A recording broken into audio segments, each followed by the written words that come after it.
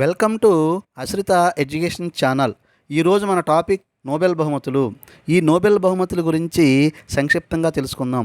ఈ నోబెల్ బహుమతులు ప్రతి సంవత్సరం 6 రంగాల్లో, ప్రపంచంలో 6 రంగాల్లో విశేషమైన కృషి చేసిన వారికి కెమిస్ట్రీ, ఫిజిక్స్, మెడిసిన్, లిటరేచర్, శాంతి మరియు ఆర్థిక శాస్త్రం ఈ రంగాల్లో విశేషమైన కృషి చేసిన వారికి ఈ నోబెల్ బహుమతిని అందిస్తూ ఉంటారు. అసలు ఈ నోబెల్ బహుమతి ఎలా ప్రారంభమైంది? ఈ నోబెల్ బహుమతి ప్రారంభానికి కారణం ఆల్ఫ్రెడ్ నోబెల్ అనే ఒక శాస్త్రవేత్త. ఈయన రసాయన శాస్త్రవేత్త, స్వీడన్ దేశానికి చెందినటువంటి శాస్త్రవేత్త. ఇతను 1896లో మరణించారు. అయితే ఈయన జీవితకాలంలో 355 పేటెంట్లు పొందాడు. ఇతడు ప్రఖ్యాతి చెందిన పరిశోధన డైనమైట్. దీనికి గాను అతడు 1867లో పేటెంట్ పొందాడు.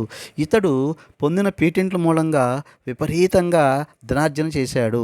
అయితే ఈ నోబెల్ బహుమతుల ప్రారంభానికి ఒక ఆసక్తికరమైనటువంటి కథ ఉంది. ఈ ఆల్ఫ్రెడ్ నోబెల్ 1896లో మరణించాడు. అయితే 1894లో ఆల్ఫ్రెడ్ నోబెల్ పేరుతో ఒక వ్యక్తి మరణించాడు. ఆ మరణించిన ఆల్ఫ్రెడ్ నోబెల్ ఈ డైనమైట్ కనిపెట్టిన ఆల్ఫ్రెడ్ నోబెలే అని పొరపాటు పడిన ఒక ఫ్రెంచ్ పత్రిక ఇతని గురించి ఒక ఆర్టికల్ రాసింది. మృత్యు బేహారీ, మృత్యు వ్యాపారి మరణించాడు కాబట్టి ప్రపంచం ఇక శాంతంగా ఉండవచ్చు అని చెప్పిన ఆర్టికల్. ఆ ఆర్టికల్ చదివినటువంటి ఆల్ఫ్రెడ్ నోబెల్ ఎంతో బాధపడ్డాడు, ఎంతో ఆలోచించాడు. తన తన తన గురించి భావితరాలు ఈ రకంగా ఆలోచించకూడదు, వారి ఆలోచన విధానాన్ని మార్చాలని చెప్పి తన యావదాస్తిని స్వీడన్ బ్యాంక్లో ఎఫ్డి చేసి ఆ ఆస్తిపై వచ్చిన వడ్డీతో తన పేరుతో అవార్డులు ఇవ్వాలని చెప్పి ఒక కమిటీని ఏర్పాటు చేస్తూ ఒక వీలునామా రాశాడు. ఇతను ఈ ఈ ఈ అవార్డ్స్ ప్రతి సంవత్సరం 1901 నుంచి ప్రతి సంవత్సరం ఇస్తారు. ఈ నోబెల్ మరణించిన తేదీ అయినటువంటి డిసెంబర్ 10న ఈ నోబెల్ అవార్డులను ప్రదానం చేస్తారు. మొదటిలో ఈ నోబెల్ 5 రంగాలకే, కెమిస్ట్రీ, ఫిజిక్స్, మెడిసిన్, లిటరేచర్, శాంతి, ఈ 5 రంగాల్లో ఇచ్చేవారు. 1969 నుంచి ఎకనామిక్స్ కూడా కలపటం జరిగింది. ఈ సంవత్సరం నోబెల్ బహుమతి గ్రహీతలు గురించి సంక్షిప్తంగా తెలుసుకుందాం. రసాయన శాస్త్రంలో బెంజమిన్ లిస్ట్ మరియు మెక్మిలన్ వీరు అణు నిర్మాణంలో వినూత్న విధానాలను రూపకల్పన చేశారు. అసిమెట్రిక్ ఆర్గనోకెటలసిస్ విధానాన్ని అభివృద్ధి చేసినందుకు గాను వీరికి నోబెల్ రసాయన శాస్త్రంలో బహుమతి లభించింది.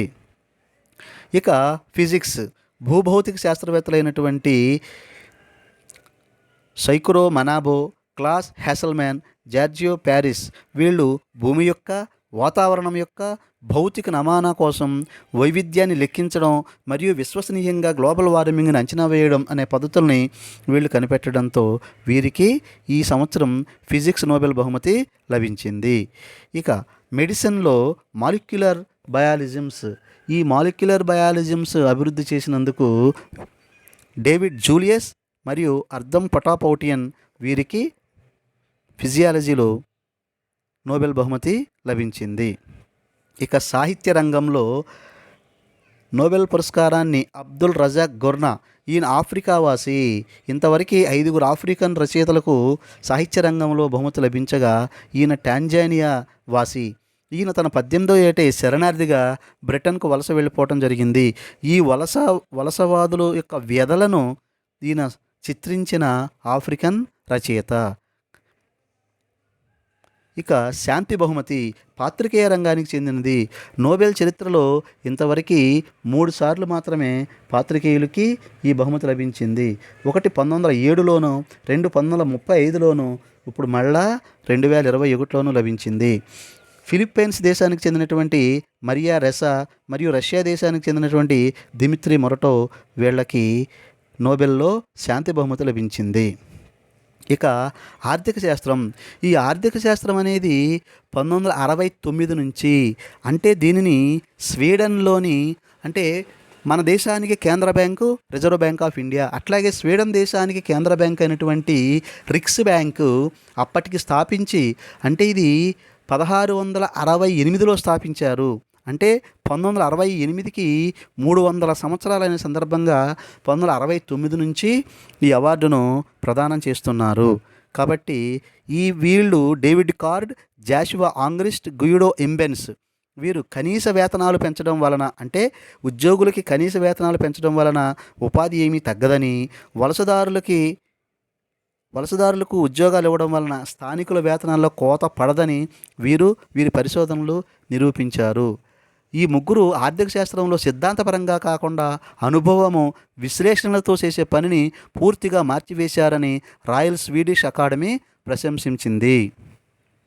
ఇక నోబెల్ బహుమతి పొందిన భారతీయులు. రవీంద్రనాథ్ ఠాగూర్ అసలు ఆ భారతదేశమే కాకుండా మొట్టమొదటి ఆసియావాసి. 1913లో రవీంద్రనాథ్ ఠాగూర్ యొక్క రచన గీతాంజలికి నోబెల్ బహుమతిని ప్రదానం చేయడం జరిగింది. ఇక 1930లో శ్రీ సివి రామన్ ఫిజిక్స్లో రామన్ ఎఫెక్ట్ అంటే కాంతి పరిక్షేపణను కనుగొన్నందుకు వీరికి ఫిజిక్స్లో నోబెల్ బహుమతిని ఇచ్చారు. ఇక 1968 హరగోవింద్ ఖురానా వీరు జన్యువుల్ని ఆవిష్కరించారు. అయితే వీరు భారతదేశంలో జన్మించినప్పటికీ అమెరికా వలస వెళ్ళి అక్కడ అమెరికా పౌరసత్వం పొంది అమెరికా పౌరుడిగా స్థిరపడ్డారు. మదర్ తెరీసా 1979లో ఈవిడికి శాంతి రంగంలో నోబెల్ బహుమతి లభించింది. ఈవిడ భారతీయురాలు కానప్పటికీ ఆల్బేనియాలో జన్మించినప్పటికీ తన కార్యరంగానికి భారతదేశాన్ని ఎంచుకున్న మహామహిళ. ఈమెకు 1979లో నోబెల్ బహుమతిని లభించింది. ఇక నోబెల్ బహుమతి పొందిన మరో భారతీయుడు 1983లో సుబ్రహ్మణ్యం చంద్రశేఖర్. ఈయన నక్షత్రాల పుట్టుక, నక్షత్రం ద్రవ్యరాశి ఎంత తగ్గితే లేదా ఎంత పెరిగితే అది కృష్ణబలంలో కలిసిపోతుందో ఆ పరిమితిని ఖచ్చితంగా లెక్కించారు. అయితే వీరు కూడా అమెరికా ప్రవాసం పోయి అక్కడ పౌరసత్వం తీసుకొని అమెరికా పౌరుడిగానే స్థిరపడ్డారు. తర్వాత 1998 నోబెల్ బహుమతి ఆర్థిక శాస్త్రము అంటే జన సంక్షేమము అంటే సోషల్ వెల్ఫేర్ గురించి ప్రపంచం దృష్టిని మళ్లించిన అమర్త్య సేన్కి 1998లో ఆర్థిక శాస్త్రంలో బహుమతి లభించింది. ఇక 2009లో రామకృష్ణన్ ఈయన డిఎన్ఏకి సంబంధించిన రైజోబియం పనితీరుని ఆవిష్కరించారు. వీరు కూడా అమెరికా పౌరసత్వం తీసుకొని అమెరికాలోనే స్థిరపడ్డారు. ఇప్పుడు వీరు కూడా అమెరికన్ పౌరుడి కిందనే మనం పరిగణించాలి. ఇక నోబెల్ బహుమతి పొందిన భారతీయుడు 2014లో కైలాష్ సత్యార్థి. వీరు శాంతిరంగం, ముఖ్యంగా వీరు సమాజ సేవ, ముఖ్యంగా వీధి బాలలకు సంక్షేమం గురించి ఎంతో కృషి చేశారు. వీరికి ఆఫ్ఘనిస్తాన్ బాలికైనటువంటి యూసఫ్ మలాలా జాయ్ వీరిద్దరికీ సంయుక్తంగా నోబెల్ శాంతి బహుమతి ఇవ్వటం జరిగింది. ఇక 2019లో నోబెల్ బహుమతి పొందిన భారతీయులు అభిజిత్ బెనర్జీ. ఈయన కలకత్తాలో జన్మించినప్పటికీ అమెరికా పౌరసత్వం తీసుకొని అక్కడ అమెరికాలోనే స్థిరపడ్డారు ఈ అభిజిత్ బెనర్జీ. ఇక నోబెల్ బహుమతికి భారతీయులు ఆర్కే పచౌరి. ఈయన భారతీయుడే అయినప్పటికీ ఈయన ఐపీసీసీ సంస్థకు 2002 నుంచి 2015 వరకు చైర్మన్గా ఉన్నారు. ఈయన చైర్మన్గా ఉన్న సమయంలో ఐపీసీసీ అంటే inter governmental panel on climate change అంటే ప్రపంచ వాతావరణ పరిస్థితులపై అధ్యయనం చేసే సంస్థ. దాని గురించి ప్రభుత్వాల మధ్య అవగాహన కుదిర్చే సంస్థ అయినటువంటి ఐపీసీసీ సంస్థకు ఈయన చైర్మన్గా ఉన్న సమయంలో అంటే 2007లో నోబెల్ బహుమతి వచ్చింది. ఆ సంస్థకు చైర్మన్గా శ్రీ ఆర్కే పచౌరి మరియు ఆల్ గోరేలు ఆ అవార్డు స్వీకరించారు. ఇక నెక్స్ట్ నోబెల్ బహుమతి పొందిన భారతీయులు భారతీయ సంతతికి చెందిన శ్రీ విద్యాధర సూరజ్ ప్రసాద్ నైపాల్, విఎస్ నైపాల్ అంటారు. వీరు ట్రినిడాడ్లో పుట్టిన భారతీయ సంతతికి చెందిన వ్యక్తి. ఇతను బ్రిటన్లో స్థిరపడ్డారు. 2001లో సాహిత్య రంగంలో నోబెల్ బహుమతి పొందారు.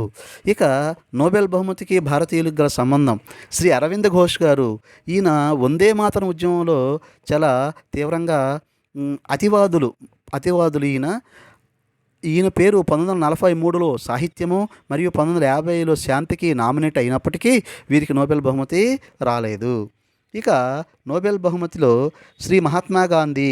వీరు 1937, 1938, 1939, 1947 మరియు 1948లో నోబెల్ శాంతి బహుమతికి నామినేట్ అయ్యారు. అసలు నోబెల్ చరిత్రలో 5 సార్లు నామినేట్ అయిన ఏకైక వ్యక్తి గాంధీజీనే. కానీ వీరికి ఆ అవార్డు రాలేదు. అయితే నోబెల్ బహుమతి 1948లో గాంధీ గారికి ఇవ్వనందుకు అసలు ఆ సంవత్సరం ఎవ్వరికీ నోబెల్ బహుమతిని కేటాయించలేదు. 2006లో నోబెల్ కమిటీ ఒక ప్రకటన చేసింది. 106 సంవత్సరాల నోబెల్ కమిటీ చరిత్రలో మేము చేసిన అతిపెద్ద పొరపాటు గాంధీ గారికి నోబెల్ బహుమతి కేటాయించకపోవటం అని చెప్పి ఒక అపాలజీ చెప్పింది. ఇక మరొక టాపిక్తో మళ్ళీ కలుద్దాం. Thank you. అశ్రిత ఎడ్యుకేషన్ ఛానల్ని లైక్ చేయండి, షేర్ చేయండి మరియు సబ్స్క్రైబ్ చేయండి. Thank you.